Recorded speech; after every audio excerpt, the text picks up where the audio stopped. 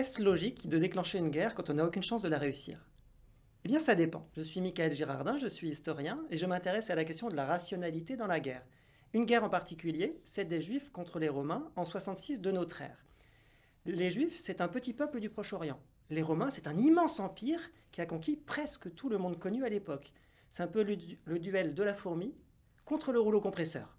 Alors pourquoi, dans ce contexte, choisir d'entrer en guerre? Eh bien, il faut prendre en compte des éléments immatériels, un système de pensée qui était répandu à l'époque dans ce peuple juif.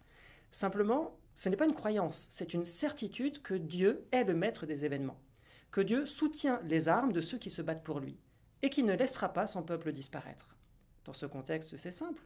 Il est logique, sensé, de prendre les armes, mais également d'accentuer les destructions, et même de mettre le feu aux réserves de blé dans la ville de Jérusalem assiégée, pour forcer Dieu à intervenir, forcer Dieu à se révéler pour protéger son peuple au bord de l'extermination.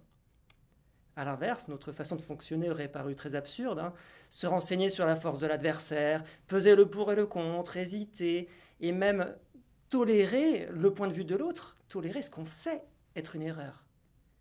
Donc je pense qu'il faut prendre en compte cet élément immatériel pour comprendre l'événement historique, prendre en compte ce contexte cognitif, ce système de pensée, et pas seulement les données concrètes, matérielles, qui expliquent cette déclaration de guerre. Et je signalerai pour finir que cet élément immatériel, la prise en compte de cet élément de rationalité dans le choix d'entrer en guerre, a encore une actualité en 2023.